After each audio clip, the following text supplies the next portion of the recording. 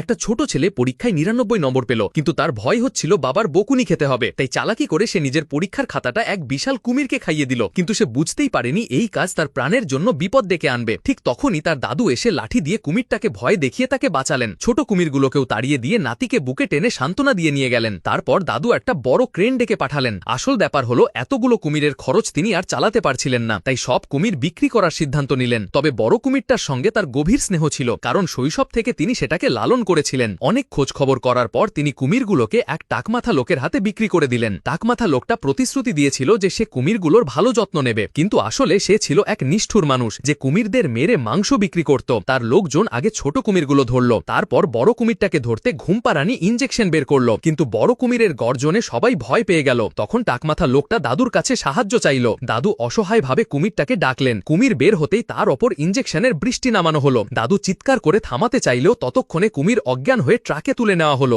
দাদু আর নাতি অসহায়ের মতো চুপচাপ তাকিয়ে রইল। ফ্যাক্টরিতে পৌঁছে টাকমাথা লোকটা কুমিরগুলোকে হত্যা করতে শুরু করলো। সে নির্মমভাবে সব ছোট কুমিরকে মেরে ফেলল। এরপর যখন বড় কুমিরটাকে মারতে যাচ্ছিল তখন হঠাৎ তার ঘুম ভাঙল। রাগে কুমির তার লেজ ঝাঁকিয়ে আঘাত করতেই টাকমাথা লোকটা আকাশে উড়ে গিয়ে অনেক দূরে গিয়ে পড়ল, আর সুযোগ বুঝে বড় কুমির ফ্যাক্টরি থেকে পালিয়ে